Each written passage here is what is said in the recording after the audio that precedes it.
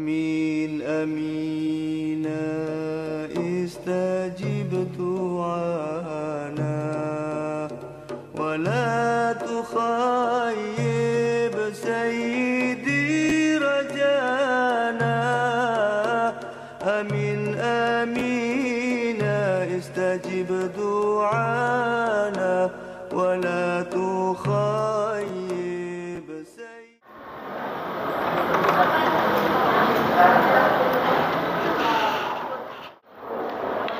بسم الله الرحمن الرحيم. الحمد لله رب العالمين، والصلاة والسلام على أشرف الأنبياء والمرسلين سيدنا وحبيبنا شفيعنا وقرة أعيننا ومقتدانا مصطفانا محمد خاتم النبيين وإمام المرسلين وصاحب الحجة القاطعة والبراهين وعلى آله المطهرين وأصحابه الأكرمين وتابعين لهم بإحسان من يومنا هذا إلى يوم لقاء الدين. قال رب اشرح لي صدري ويسر لي أمري واحلل عقدة من لساني يفقهوا قولي. سبحانك لا علم لنا إلا ما علمتنا إنك أنت العليم الحكيم. ولا حول ولا قوة إلا بالله العلي العظيم. أما بعد. Ma'asyiral hadirin yang dirahmati oleh Allah Subhanahu wa taala. Pada saat perjuangan Nabi besar Muhammad SAW yang membutuhkan tenaga, membutuhkan harta, membutuhkan pikiran, dan itu semuanya sudah dilalui oleh Rasulullah SAW, sehingga perjuangan beliau itu layak untuk bisa mendapatkan yang namanya kesuksesan, karena beliau itu berjuang sampai titik darah penghabisan. Dan Nabi besar Muhammad SAW di dalam perjuangannya tersebut itu dari bawah naik terus ke atas dengan berbagai macam rintangan,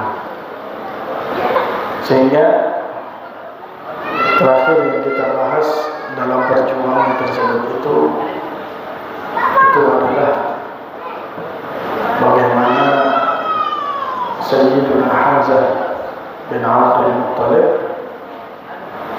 karena banyaknya rintangan yang mengenai beliau, sekaligus banyak gangguan dan siksaan yang dialami oleh beliau, membawa paman beliau Sayyidina Hamzah untuk masuk ke dalam agama Islam, sehingga menjadi agama Islam. Dengan masuknya paman beliau Sayyidina Hamzah menjadi lebih kuat. Oleh karena itu, akhirnya ketika orang-orang Quraisy mengetahui bahwa Rasulullah SAW yang beliau diserang, beliau dihina, menyebabkan banyak orang yang simpatik kepada Nabi. Terakhirnya itu oleh Abu Jahal, sampai diinjak lehernya Nabi Muhammad SAW. Akhirnya banyak orang yang simpatik kepada Rasulullah, sehingga mendorong orang-orang seperti Hamzah bin Abdul Muttalib untuk masuk ke dalam agama Islam. Akhirnya mereka pun, orang-orang Quraisy, mulai untuk menyerang para sahabat Nabi, khususnya mereka orang-orang yang lemah, para budak yang tidak mempunyai harta, dukungan, keluarga, dan orang-orang seperti budak dan sejenisnya, itu mulai serang, sakiti, dan siksa. Kalau mereka orang-orang kaya dan mereka orang terpandang, mereka mulai melakukan serangan secara psikologis. Kalau dia pedagang, maka orang-orang Quraisy, khususnya Abu Jahal, akan mendatangi rumah. Kemudian berkata kepadanya, kamu kalau masih tetap beragama Islam, kami akan sepakat untuk tidak mau berdagang dengan kamu, dan kami akan hancurkan perdagangan kamu. Kalau dia itu adalah orang yang terpandang, maka didatangi oleh Abu Jahal.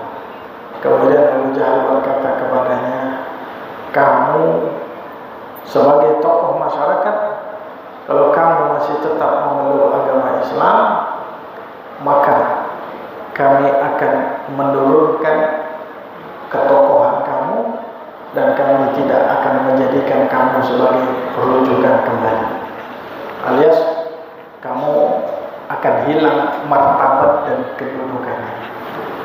Sehingga ada yang terpengaruh di antara mereka karena takut kehilangan jabatan, karena takut kehilangan harta yang dimiliki. Nah, di antaranya ada Harith bin Rabi'ah ibn al-Aswad, ada Abu Qais ibn al-Walid bin Mughirah, ada Ali bin Umayyah bin Khalaf, ada Al-As ibn Munabbih. Mereka ini adalah orang-orang yang mereka adalah orang-orang yang kembali kepada kekufuran setelah mereka itu diberikan oleh Allah, diberikan oleh Abu Jahal dan para sekutunya tersebut beberapa di antara ancaman. Itu kalau orang-orang yang terpandang, cuman ditakut-takuti saja dengan omong-omongan. Tapi orang-orang yang lemah, apalagi dari kalangan budak, maka mereka akan disiksa oleh tuan-tuan mereka.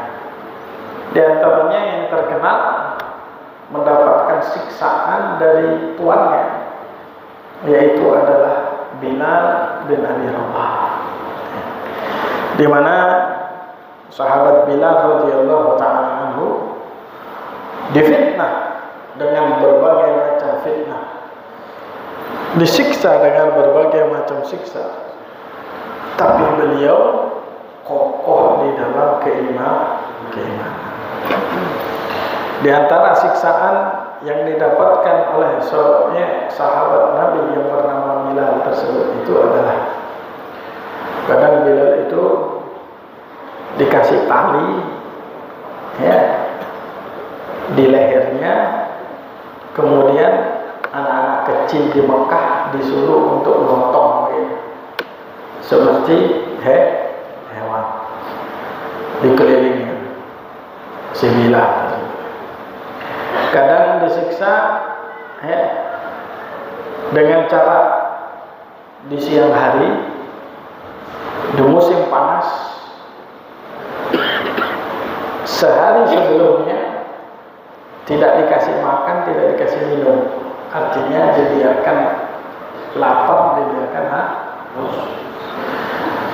Setelah lapar dan haus, dibawa ke padang pasir yang begitu panas di siang hari, sampai naik saya Pak, so ini pas panas-panas saja, sampai nih awan itu melaku numpak sepeda motor terus.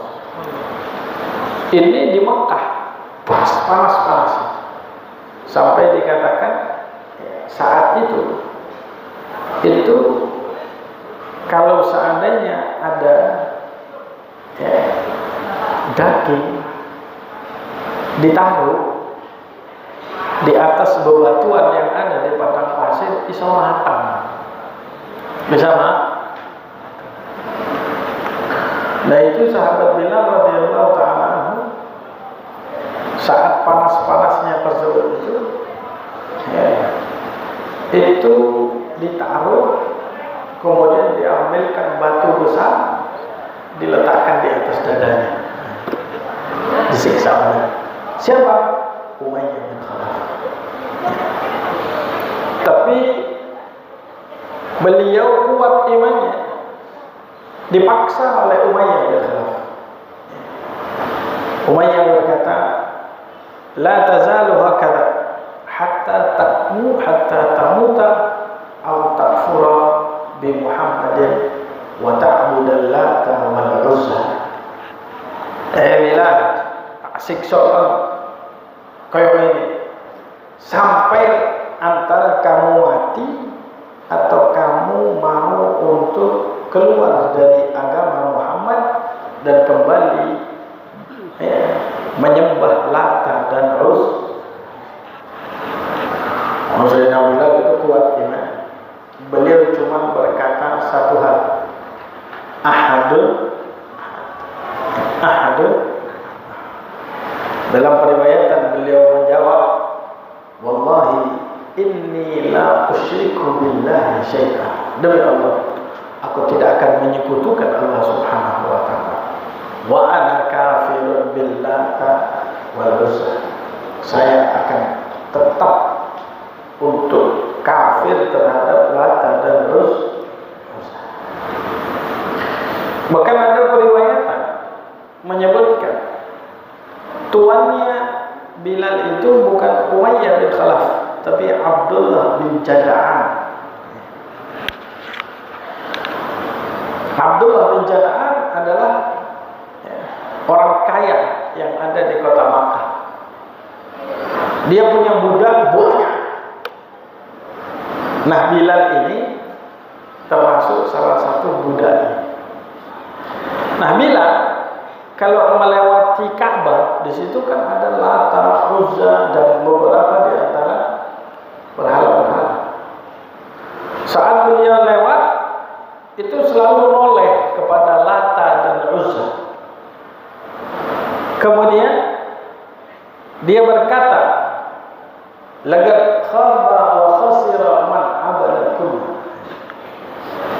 Sungguh rugi orang yang mau menyembah kamu, wahai Lata dan Uzza. Terus diludahi. Itu berhala diludahi. Suwe-suwe kemeruan sampai Quraisy. Loh, iki apa budak mandek iki? Didoni terus. Ketahuan, akhirnya dilaporkan kepada Abdullah bin Jada'an. Gimana ini budak kamu? Kok dia itu meludahi kita punya Tuhan? Akhirnya Abdullah bin Jada'an meminta maaf. Ya, maafkan budak saya. Tak kei 100 onta sembelih di depan Tuhan-Tuhan itu tadi, dan kalian boleh menyiksa budak saya yang bernama Bilal. Lalu beliau disiksa sampai sedemikian rupa oleh mereka satu persatu di antara daripada orang Quraisy. Dan periwayatan yang terkenal memang Bilal itu tadi adalah budaknya Umayyah bin Khalaf.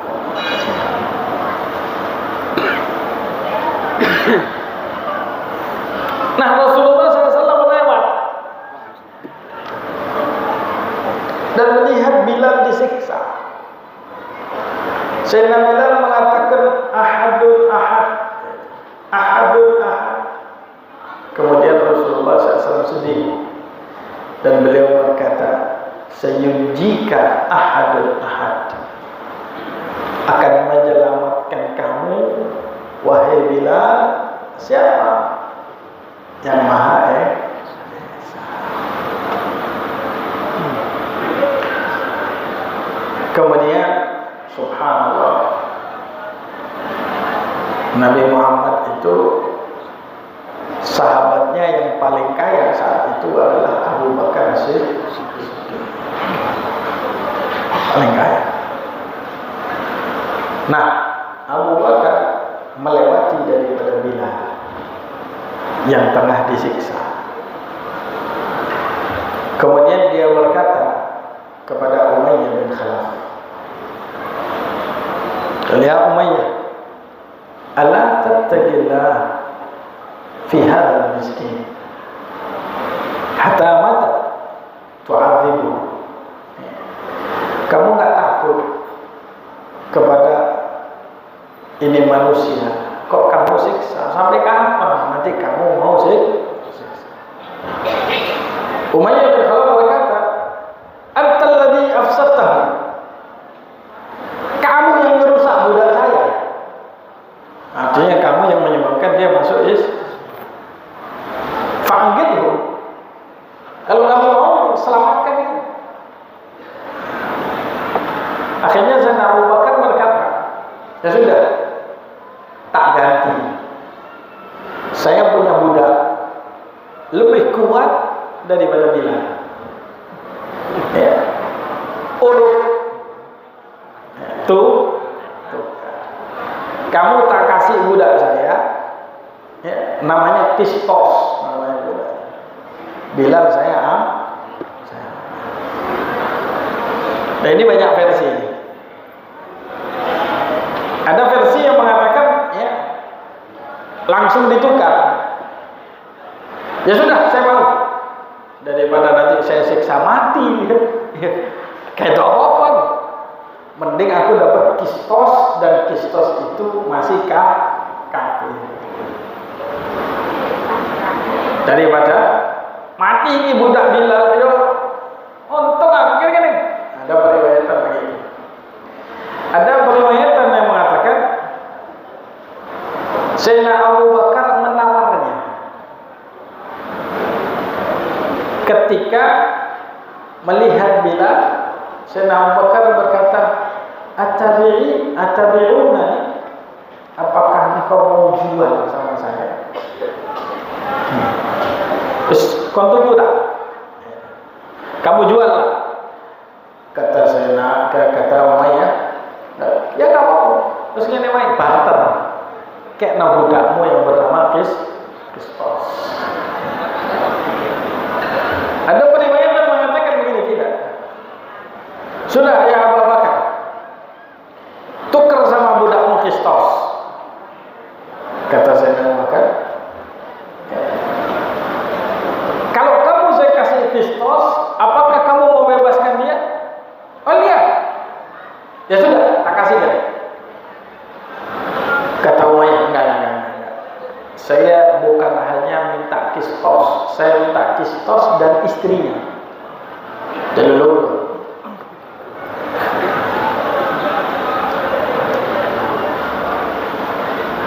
Kata Sayyidina Abu Bakar, boleh. Kamu ambil sama istrinya.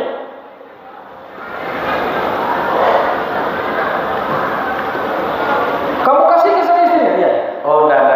Saya minta Kistos, istrinya anak perempuan, telur.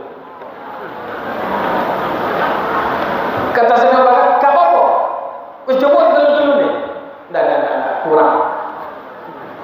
Kistos, istrinya, anak perempuannya duit 100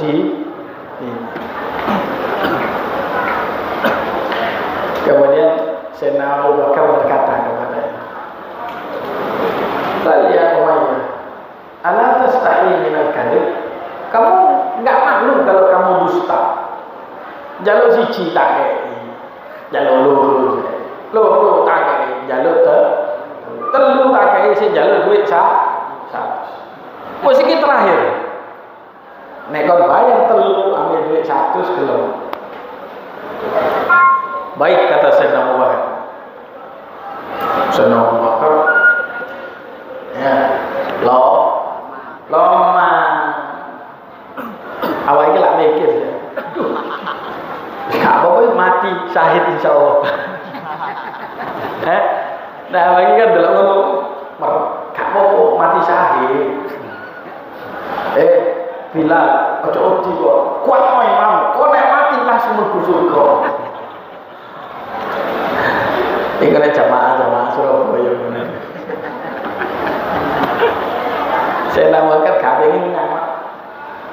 Makanya Allah mengatakan turun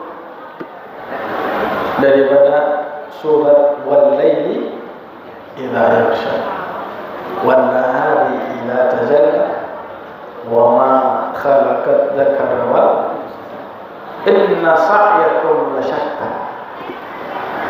Perbuatan kalian itu macam-macam. Fa'amma man a'ta wattaqa wa saddaqa bil husna fasanuyassiruhu lil yusra wa amma man bakhila wastaghna wa kadzdzaba bil husna fasanuyassiruhu lil usra wa ma yughni anhu maluhu idza taradda inna 'alaina lal huda wa inna lana lal akhirata fa'anzartukum naran talaqqa la yaslaha illa al-ashqa alladhi kadzdzaba wa tawalla wa sayajannabu al-atqa alladhi yu'ti malahu fama li ahadin 'indahu min ni'matin illa ibtigha'a wajhi rabbih. Fa'amma man a'ta wattaqa, orang yang dia memberi dan bertakwa, fasanuyassiruhu lil yusra, kami akan mudahkan buat dia adalah kemudahan. Siapa? Abu Bakar Siddiq. Pak, kemudahan ini bukan berarti tambah sugih. Atau sampai mikir dulu, walaupun bisa jadi maknai tambah sugih, tapi belum tentu tambah. Atau dianggap orang kayak iso, tetap lo saya tahu akan ngene, bagi-bagi, entek Nabi. Kalau masih saya, habis beliau wafat tidak ada harta sedikit pun, entek. Jadi sampai coba nganggo ibu ngekei balik, ya berharap sih berharap manusia dari warang akhirnya kagak itu masa, akhirnya kagak kalau waduh musuh, tapi jangan, ya saya berharapnya begitu, tapi jangan sampai anda berpikir pas anda ngekei terus gak balik, terus sampai wah nyesel aku. Jangan seperti itu. Kadang itu orang ngekei gak pelit tambah kadang orang artinya dimudahkan untuk bisa masuk ke dalam surga.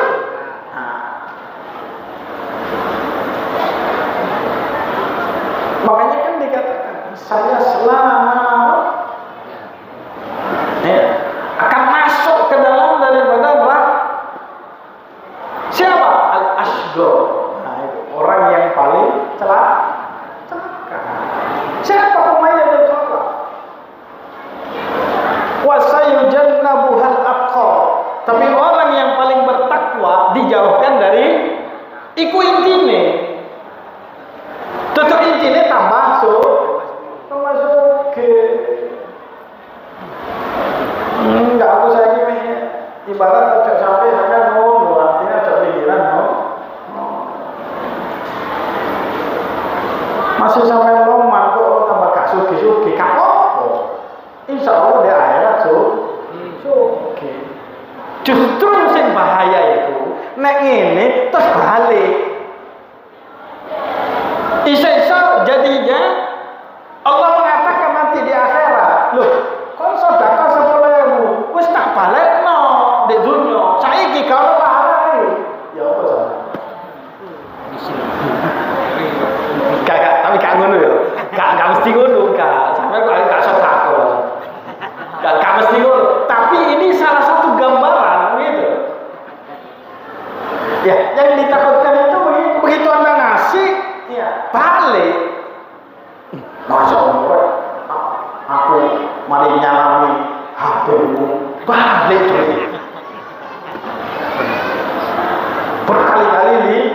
Ludi iku di akhirat. Wis tak balekno kan.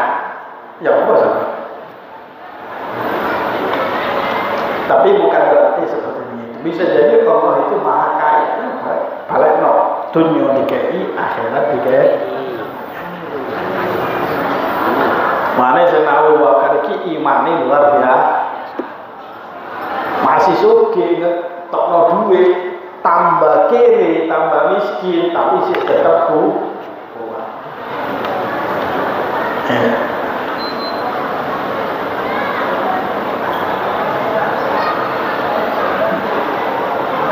Bahkan ada periwayat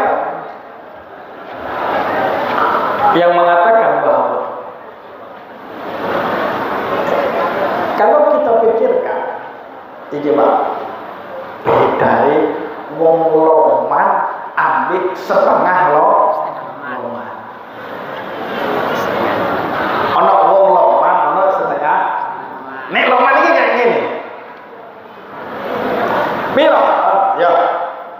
Nanti ngomong, Pak. Piro? Nah, cerit. Nanti ngomong. Nek setengah loman itu piro? Oh, sakmono. Wis bakal mati. Ayo. Kon daripada mati mending kena aku. Tak bayar sak ini. Jadi sih nawar. Lha kan nawar. Ya wis kon siksa mati gak apa-apa kon. Umayyah, kon siksa mati gak apa-apa. Mending tak tuku piro? 5.000 wae. 10.000 wae. Sik niki. Iku setengah loman iki setengah loman. Ya wis model awal iki lah. Ya nek wis sedekah kan nih. Iki lho. Bet mate ya. Aku ate sedekah tapi duitku iki gayen tuku besi. Duitku iki gayen tuku semen. Aja ge ngapur. Ono sing ngono, Pak. Lalu kan tengah bangun pondok. Jadi orang ngomong jadi kayak sih gitu. Gak diterima ya apa butuh duit. Diterima ngatur. Ya ngatur. Lalu itu apa dagang ambil kadang-kadang orang mau dengan dagang lagi. Ojo digawe itu uang. Ojo gawe cet, kok nek cete ilang. Ojo digawe. Aja digawe dulu karpet 5 tahun kan ganti, gensong menai. Coba kamu tuh duit apa lekno. Lapor atur kok ngene. Ngatur. Wis tak sampean wis serahno ngono, iku pale sing nanggung kok. Bingung sih Allah dijak dagang. Nah iku ono sing loman, ono setengah. Ah iku setengah loman. Ono sing loman, Pak. Ono sing loman, kayak duit karo terserah. Aku diapakno. Makanya Habib Abdullah Haddad itu pernah ate bangun masjid. Dia bangun masjid. Habib, aku ate bangun masjid. Lu kan siap, siap. Oh. Ya wes. Awakmu bangun masjid. Anda bangun masjid. Tapi tak kasih nama orang lain aja jenenge. Ya. Biasanya orang jenenge ya Rahman. Jenenge Abdurrahman. Iku masjidnya ditulisi Masjid Al. Nah, itu kan nyerempet, Pak.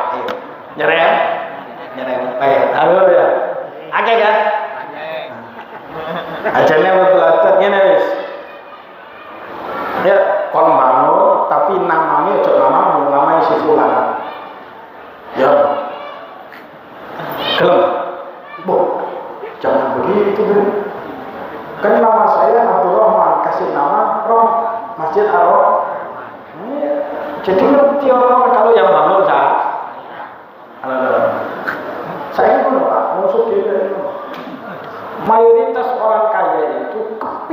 dibangun sendiri. Kepingin apa? Memang itu kakak apa memang masjid itu atas namanya dia. Caranya betul ada. Sik ojo bangun masjid sih. Turun bayar. Dan punya tak punya apa? Tak. Dek, ambil mobil itu dek. Muridnya yo gelem di dek. Nah zaman saya dia mau masjid, metu, aku gak boleh bangun masjid. Padahal kan bangun itu duduk diskotik.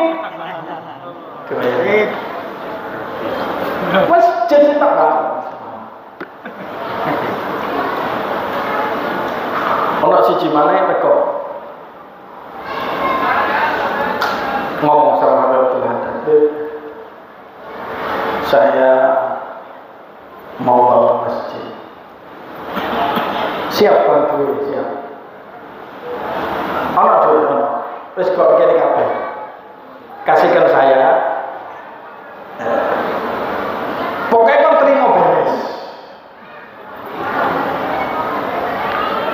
Pokoknya duit nang aku tak terima. Kok terima beres. Mbok duit tak gawe masjid, tak gawe mangan, tak gawe iki. Insyaallah kon entuk pahala bangun Mas. Pokoknya duit kena aku. Aja takok gawe apa. Lho kok ngono ya? Aku ate bangun Mas. Masjid. Kok dadine dikene jenengan? Lho, sing penting kan awakmu entuk pahala ya. Sebab neng ngono gak sido. Aja ya wis. Emang durung wayahe kon bangun masjid. Iki wong setengah loh. Ya lama tapi setengah ngatur. Ono siji mana ta? Beb. Apa teh bangun masjid? Temenan, ono duwe. Ya wis. Duwe kok kene kabeh. Terserah ape tawak. Ape tak gawe masjid, ape tak pangan, ape sing penting awakmu wis ono niatan bangun. Insyaallah pahala ya ono. Wis aja bingung. Lho tenan aku. Enak nek ngono. Aku gak melok ndelek arsitek, gak melok ndelek panggon, gak melok ndelek semen. Lho, langsung tak kena entuk pahala masjid iya. Gelem tak? Gelem be. Wis saiki tak kena. Tak transfer jaman saya. Tapi aku gak be. Jangan lupa iki wong pantes bangun masjid. Ngene. Kok tak mangan, Pak. Yo beda nang aku lah. Nek aku yo ono pirang persen. Gak. Artinya ya, cuma ini tarbiyah. Makanya gak sembarangan niat itu kudu sing ati. Seperti Sayyidina Bakar, iki wong loma. Pirang jala Umayyah, ganti yang iki store, pe. Kakak anake pe, bojo pe, ganti nama. Loma. Nih iki mlebu surga langsung. Nggih.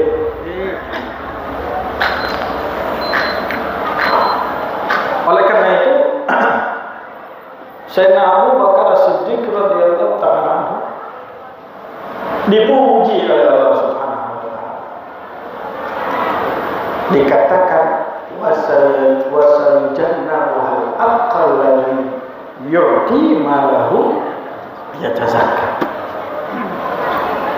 Dan neraka itu akan dijauhkan buat orang yang paling bertakwa, yang dimana dia mendermakan hartanya untuk mensucikan diri.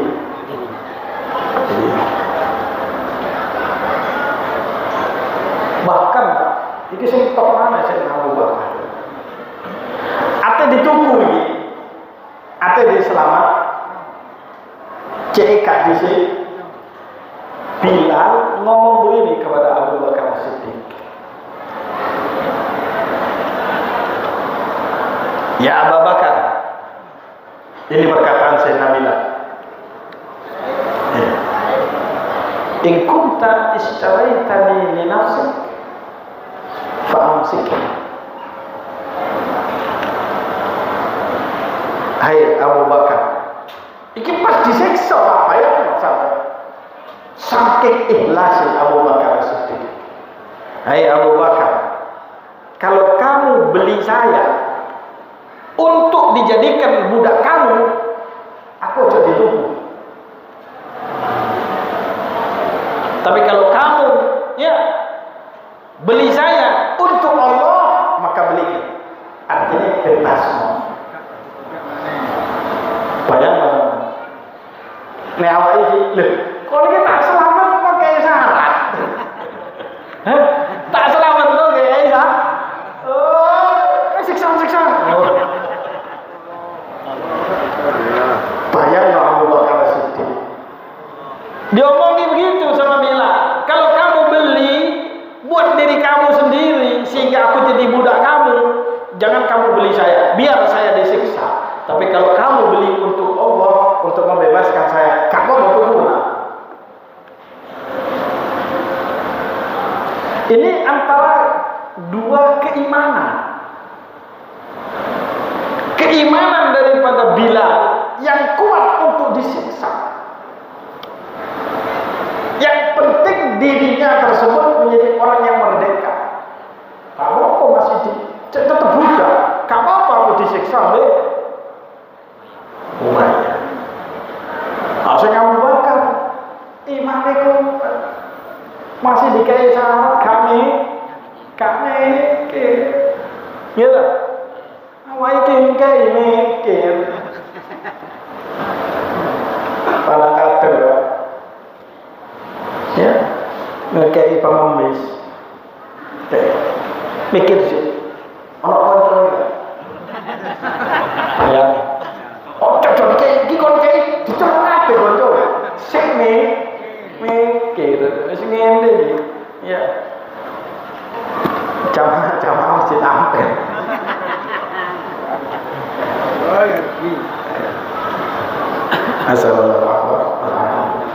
Mudah-mudahan kita itu pada Allah Subhanahu wa Ta'ala dengan mendengar kisah ini itu bisa memperkuat keimanan kita, ya, sehingga kita bisa berjuang di dalam kebaikan di dunia wal amin ya rabbal alamin. Saya kira mungkin itu yang bisa saya sampaikan. Kalau lebih maaf bila taufiq wal hidayah wa la innahu ala ma yasha qadir wa bil ijabati jadir wallahu a'lam bissawab. Bismillahirrahmanirrahim. Rabbana fa'alna bima وَلَا الَّذِي فَقَرَ وَفَقِهْنَا وَفَقِهْنَا وَبَرَكَاتِنَا فِيهِمَا مَعَ أَهْلِ الذِّكْرِ وَالصَّلَاةِ رَبِّ وَفِّقْنَا وَوَفِّقْهُمْ لِمَا تُحِبُّ وَارْزُقْنَا كُلَّ حَلَالٍ دَائِمًا وَلَا نُحْبَا بِالْخَيْرِ وَنُحْبَا بِالشَّرِّ رَبَّنَا أَصْلِحْ لَنَا كُلَّ شَيْءٍ وَأَجِرْنَا بِكَ وَجَعَلْنَا رَبَّنَا كُلَّ ذِنُوبٍ قبل أن تأتينا رسلنا واغفر واستر وأكرم ستار وصلاة الله تخشى المصطفى من الحق دعانا والوفاء بكتابه للناس وعلى آله الكرام الصلاة وعلى صحبه وصحبه الورى اللهم اهدنا بهداك واجعلنا ممن سار برضاك ولا تولنا وليا سواك ولا تجعلنا ممن خالف امرك وعصاك فحسبنا الله ونعم الوكيل ولا حول ولا قوة إلا بالله العلي العظيم وصلى الله على سيدنا محمد النبي وعلى آله وصحبه وسلم الحمد لله رب العالمين يا ربنا اعترفنا